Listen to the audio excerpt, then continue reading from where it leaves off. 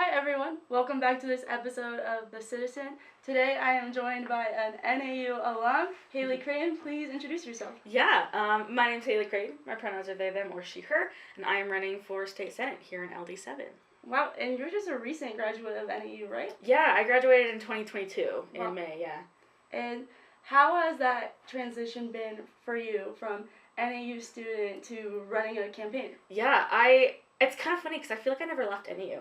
I'm still here a lot. I work with students a lot. My day job has me here doing politics and organizing and voter registration with students. So, yeah, in some ways I feel like I never left. And in the campaign world, at least, my target audience is students. I want to connect with young people. It's felt definitely interesting, leaving NAU and hopping right into this. But I still feel like I'm really connected to the NAU community and connected to students and to Flagstaff as a whole, so that's been really nice. Right, and the race on a lot of people's radar in this season tends to be, this big presidential races. Right. Not a lot of people might be aware of what's happening on a local level. So you are running for state senator. Can you just talk about what that role does and who you're running against? Yeah, totally. So I have always been a really big proponent of, how important local elections are. The closer down, the further down the ballot a candidate is, the more directly they impact your life, is kind of what I've heard people say. So the federal elections are super important. Obviously, we have the president and we have Senate and Congress for the federal level, but then we also have people like the state representatives. So state Senate in Arizona is one of the two branches that helps make the laws. So we pass the budget, we pass legislation all the time around things like the cost of higher education or housing or voting rights or what's allowed in schools, things like that are really just prevalent in Arizona, is all passed through the state legislature. So obviously we have a governor right now who's been using her veto quite a lot because of the way that our state legislature works, but the state legislature still has a ton of power. They've put a lot of things on the ballot for people to vote on. They're the ones who pass the legislation in the state. So I think it's a really important race, and I really want to make sure that people in Flagstaff and students specifically know about this race. I am running against someone named Wendy Rogers. She is the incumbent currently, so she's the current senator here in LD7, Legislative District 7, and she is kind of an extremist. She's a Republican. She is Trump endorsed. She's an election denier. She's an oath keeper. She is a white supremacist and has constantly tweeted racist or anti-Semitic things. And she also, kind of on a more practical note, tries to pass legislation all the time that would harm students. She always introduces a bill that would allow open carry guns on campus, and I think that's incredibly harmful. She does a lot of other things like that too.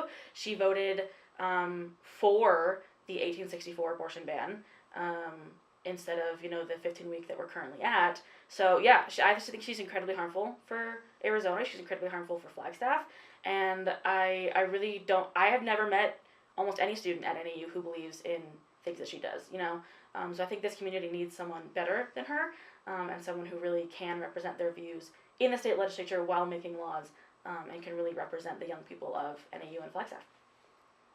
Right, and so she is the incumbent, and she's been so for many elections now. Yes. How do you go about running a campaign against someone who's held their position for so long? Yeah, it's really hard. So not only has she been in office for so long and she's quite well loved in this district, but this district does lean about, I want to say 65% Republican. So it can be a very hard one to win for a Democrat or for a progressive or for someone who's not Wendy Rogers. The thing that I really just try to do is connect with communities that feel left behind. So any students feel like they're not represented. Democrats and progressives feel like they're not represented. A lot of people in rural communities don't agree with her, or if they, are Republicans, they maybe think that she's too extreme. So really connecting with those communities has been really important. And at the very least, pointing out that a race like this is worth running. I ran this race because she does not deserve to go unchallenged. Someone like that needs to know that there are people actively fighting to get her out of office. And people in the district need to know that too. They need to know that there's someone fighting for other values, for things that other people in Arizona care about. So that's, even if I don't win this race, I think as long as I can do that, I'll feel pretty accomplished. I want to help inspire someone to do this again, in the same way that the person who ran before me, Karow, did for me. And I really just want to show people that this race is worth running, especially against someone like her. Right, so would you say it's accurate to say that in a race like this, it's not so much about winning as it's about showing up? Yeah, I would think so. Again, obviously the goal is to win. The goal is definitely to get her out of office and to be, myself in the legislature. But yeah, I think you're totally right. I think the goal is to show up. I think being here and giving people another option. We've heard a lot that the best way to get young voters to turn out is to have a young progressive on the ballot. So even that's just my goal. Being here in this race to show people that there is someone else, there is hope, and that they should be voting because this race is so important. And I want to kind of flip perspectives here a little bit to, a more broad question, not about the race, your race specifically. Mm-hmm. A lot of people, Democrat or Republican, young people don't feel represented, and they don't feel like politicians really take into account our perspectives. Mm-hmm. Do you think that our opinions matter to politicians? I think they should. Whether or not they do, I think is up for debate. I think a lot of politicians right now don't listen to young people. They're decades removed from us. I had my opponent running in the primary was 75 years older than I am.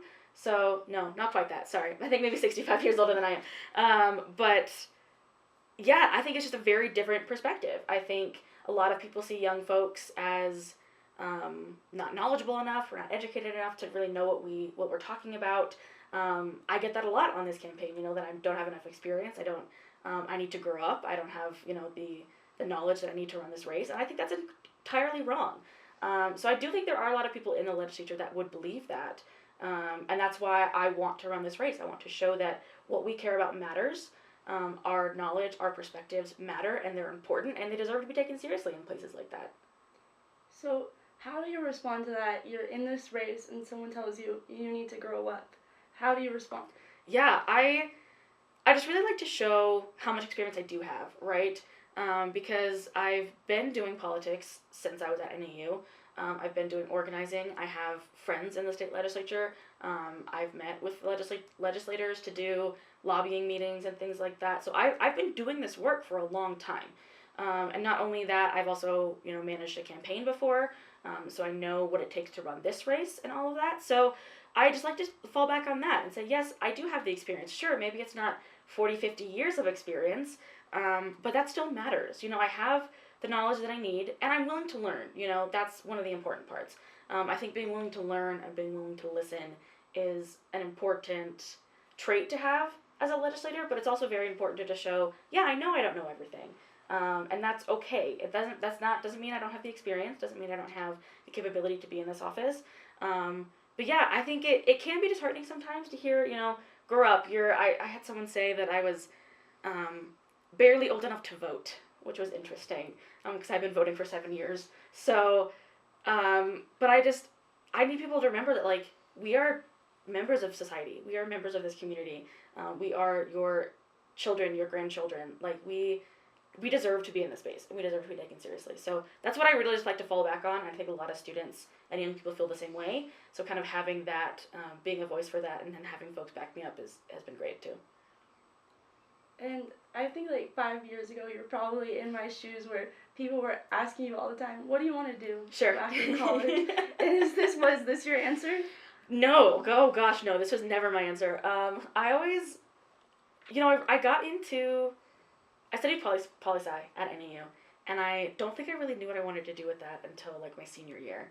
I was like, I don't know, do I want to do law school? Do I want to do campaigns? Do I want to do social work? What do I want to do with that? And so I kind of got talked out of law school, which was great because I think that would have been a lot for me. But then I found ASA, the Arizona Students Association, and that was something that really helped me find my direction. I found organizing, I found advocacy, I found, kind of on-the-ground stuff. But then I met Karow, and he was my boss at the Arizona Students Association, still is, and he ran for the same seat 2 years ago and asked me to be his campaign manager. So that was something that I was maybe a little more prepared for. I was like, yeah, I can do campaigns, I can do background stuff, I'd be great at that. So I was very excited to do that work with him. but I never thought I would be, even then, like, I never thought I would be on the other side of it.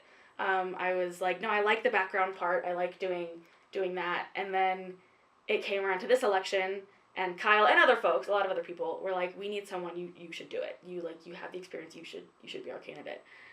So that was, that kind of threw me a little bit. I was definitely not expecting it. I was very on the fence for a little while. But at the end of the day, I really wanted to do this, and I really wanted to be that voice for people, and to be the other option besides Wendy Rogers, and to show that young people matter, and we deserve to be here. So, I did not expect to be here, definitely, but I'm happy that I am, and I'm glad to be doing this work. And maybe this question comes from a lack of knowledge, but before you and before Kyle, who was running against Wendy Rogers? Yeah, so that's a little more complicated, because before Kyle ran, they did redistricting. So every 10 years with the census, they redraw our district lines. So Flagstaff used to be with like the Navajo Nation kind of all towards up north. Now we are in a district that is half of Flagstaff all the way down south through Apache Junction. So they redo those lines entirely, so it's kind of hard to say like who. Honestly, I don't quite remember, just because everything kind of got so convoluted after that. But I know Kelly Townsend was one of the Republicans who was running against Wendy Rogers, because they were both incumbents, they were both in separate districts, but then with redistricting, they became in the same district. But Kelly Townsend was too moderate for a lot of people. She was not Trump endorsed, or she was, Wendy Rogers was more Trump endorsed. So Rogers won out, which is very interesting. So, before that, it kind of gets a little more complicated, and it wasn't as like a, 65% Republican district. It was maybe a little more towards the middle. I'm not quite sure how to answer that question, to be honest, just because things got a little complicated, but, Yeah, no worries at all. And you're doing something that a lot of people will never experience in their life. You're running a campaign. What have you learned since starting? Yeah, I've learned how much work this is. I've learned how much you need a team. So I had a campaign manager for a while who was also my comms person, and then I also been working really closely with Arizona List, which is an organization that endorses pro-choice female identifying candidates. And their branch up here has been amazing at helping me out. I go in like once a week to meet with their regional director, and I work with their interns and their volunteers, and that's been really great. I also get to lean on Kyle a lot, because he's done this before. I get to lean on other folks I know who either have worked around elections or just kind of want to support me and really want to see me win.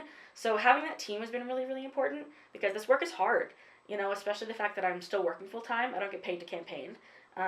So I work full-time, and I have to keep up that job, and I do a lot of stuff at NAU and around politics. So then coming home and having to do more campaign stuff is, it can be a lot. So making sure to have that team has been really, really important to me. I think other things I've learned is just how complicated politics is. I was definitely prepared for it. You see it a lot. You see how bitter people can get. But until you're like the center of people's hate comments, or people DMing you on Instagram saying that being non-binary is a state of mind, you're a woman, grow up, you don't really get it. So that's been very interesting too. I don't get that a lot, which is really great. I get a lot of love on my social medias, which is I love. I really love the support. But yeah, that's been something I've had to learn too. It's just kind of how interesting it is to be on the other side of that. I'm waiting for some of the hate mail from Wendy Rogers, or just the mail. She's gonna mail out like a attack ad. That's what I'm looking for. Sorry, I'm waiting for like those kind of attack ads from Wendy Rogers. So those will be interesting. But I think I've mostly braced myself for it. But yeah, that's still just an interesting part of the process. Right, and you talked about you don't get paid to campaign. Mm-hmm. How do you, as a grassroots campaign, kind of spread awareness for what you're doing? Yeah. And, raise the funds. I don't know if you're needing to do that. Mm-hmm. Yeah. Yes, I am needing to fundraise, so that's been definitely a lot of work. Yeah. It's a lot of different things. It's, using social media has been great, especially Instagram and targeting young folks, because a lot of campaigns don't do that a ton. So getting to do that has been great. I utilize Facebook too. But then also just getting out as much as I can. Going across the district, because it's a really big district, right? It's, I think, 3 hours end to end. of a drive, and just making sure I show up to those places and just say, hey, I'm here, here's my name, you should vote for me, you should check out my campaign and support. I go door knocking a bit with Arizona List. I'm going door knocking with them most of this month, as well as I did a lot of that before the primary as well. And I've had, people say, oh my gosh, you're the candidate. Like, I'm voting for you just because you came to my door. Like, that's so cool that you're yourself out here instead of a volunteer. Right. So just really showing that I'm on the ground, I'm doing the work, I'm here has been important. So yeah, that's kind of what I do. I lean on volunteers. I lean on, like I mentioned, Arizona List and organizations like that really want to help me out. Groups like Moms Demand Action, and Planned Parenthood has sent some volunteers out to help, which has been amazing, because I'm endorsed by them as well. So yeah, just a lot of relying on those volunteers, but just showing up. That's the really important thing, is being around, being there, giving speeches, doing kind of all that stuff. Well, it seems like 30 days, and maybe we can all get some rest, or some really hard work is going to be up ahead of you. Exactly. No, I'm definitely planning on, no matter how the election turns out, I'm taking a vacation after November 5th. Where are you going? And then I'm going to Denver to visit a friend. I had a friend just move out there, so I'm going to be in Denver for like a week, and then yeah, back to hitting the ground running. Whether I won and I have to prep to be in the legislature, or whether I lost and have to prep for whatever comes next. Working on lobbying the legislature, working on advocating against a lot of the harmful policies that people like Wendy Rogers will put out. So yeah, definitely have to hit the ground running after that, but definitely taking a little break for a while. Not much time for a vacation, yeah, unfortunately. Yeah, not really. Well, thank you so much for coming on today. It was a pleasure to have you. Yeah. And make sure to tune in next week for another episode on The Citizen.